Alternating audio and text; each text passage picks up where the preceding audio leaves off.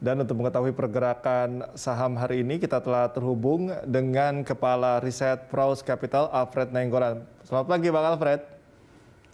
Halo, selamat pagi Mas. Oke, Bang Alfred, tadi kita sama-sama simak bahwa IHSG dibuka fluktuatif ya, sempat di zona merah sebentar, kemudian menguat tipis. Ini apa saja sentimen-sentimen yang mempengaruhi pergerakan indeks hari ini?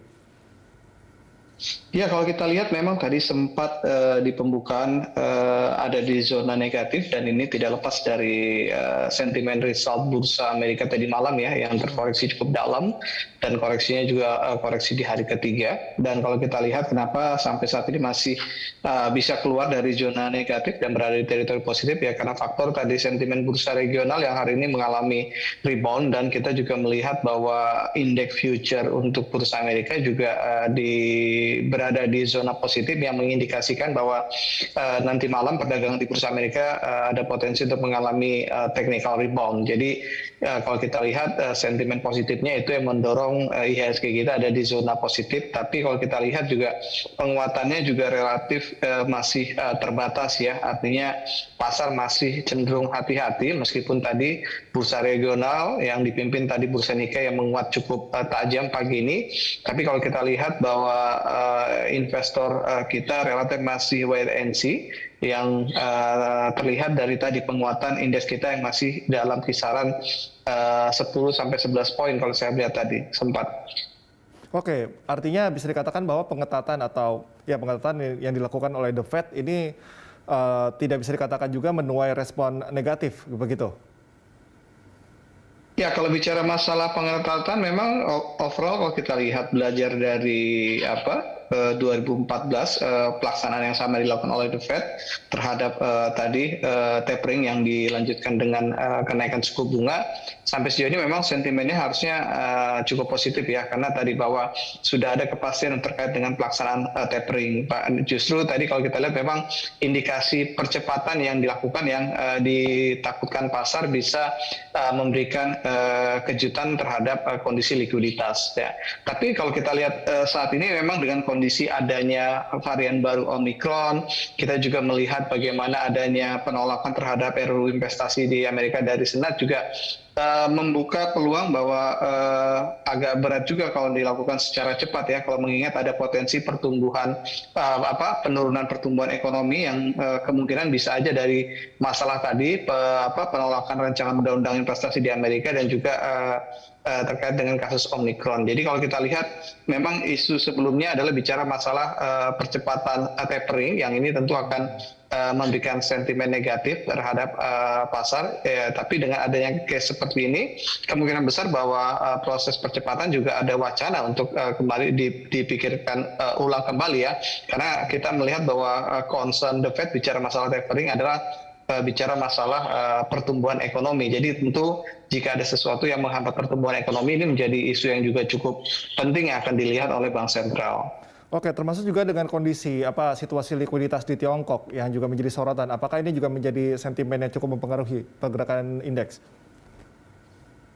Ya, kalau kita lihat ya dari sejak pekan lalu kita lihat bagaimana kebijakan mereka untuk melonggarkan likuiditas dan kita juga melihat ini menjadi sebuah sentimen yang dilihat oleh pasar secara global, khususnya tadi beberapa bank sentral besar.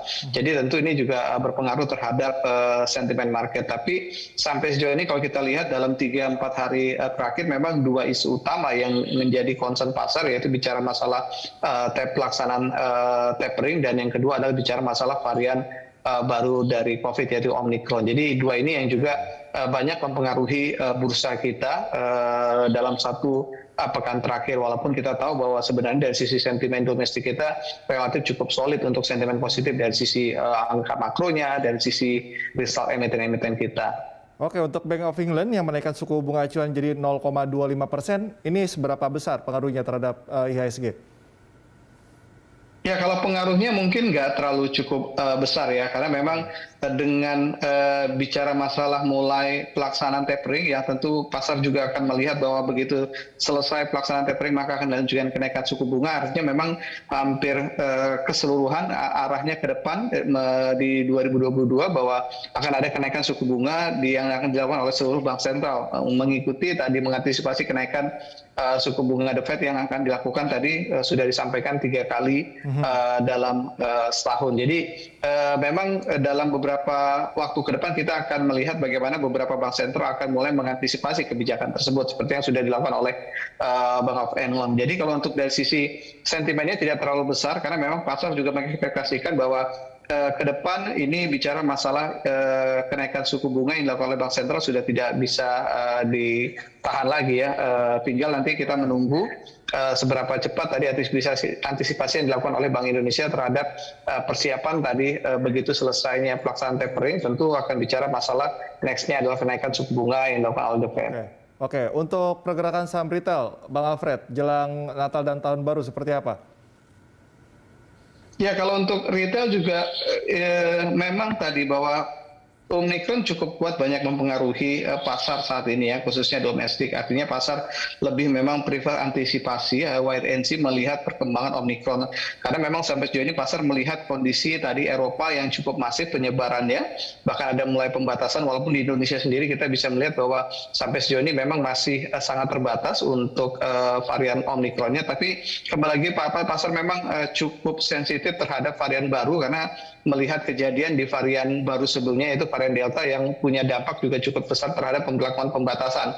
Dan kita tahu bahwa potensi pembatasan itu tentu sangat memukul tadi sektor retail. Jadi ini yang menjadi gambaran saat ini. Jadi meskipun dari sisi Omicron di domestik kita masih sangat minim sekali, tapi mau tidak mau pasar melihat bagaimana kondisi di Eropa yang perkembangannya juga cukup masif ini yang tadi membuat tadi bahwa sentimen pemulihan sektor retail di tengah tadi adanya pembatalan PPKM di Nataru dari rencana semula juga ternyata tidak banyak memberikan sentimen positif atau euforia terhadap saham-saham sektor retail kita. Oke. Kalau begitu masih bisa dikatakan layak untuk dikoleksi kah di sektor retail ini? Ya, kalau untuk retail memang lebih kepada tadi euforia dengan tidak diberlakukannya PPKM di Nataru, dan karena kita tahu bahwa Nataru sentimennya, momentumnya juga cukup bagus pada sektor retail. Jadi dengan adanya kondisi saat ini kita melihat bahwa ternyata juga euforia itu juga tidak terlalu besar, pasar masih relatif antisipasi juga terhadap perkembangan Omicron di Indonesia ke depan. Kita melihat bahwa sentimennya tidak cukup kuat lagi terhadap sektor retail. Jadi kalau pertanyaan tadi, apakah cukup menarik untuk sektor retail, menurut kita kurang menarik ya, karena faktor tadi ternyata sentimennya tidak cukup banyak mendorong karena pasar atau domestik sekarang diperhadapkan pada potensi-potensi yang ada dari varian Omicron. Oke, kalau begitu rekomendasi saham di situasi seperti ini bagaimana Bang Alfred? Apakah menyasar saham-saham di blue chip saja atau bagaimana? Ya, kalau kita lihat untuk outlook menengah dan panjang kita masih optimis ya dengan pemulihan ekonomi.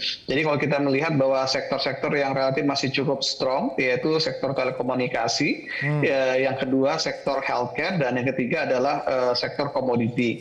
Jadi 3 sektor itu yang menurut kita relatif cukup aman untuk melewati fase short term. Kita tahu bahwa dalam fase short term ini relatif fluktuasinya akan cukup tinggi karena tadi bicara masalah antisipasi Omicron, bicara masalah tadi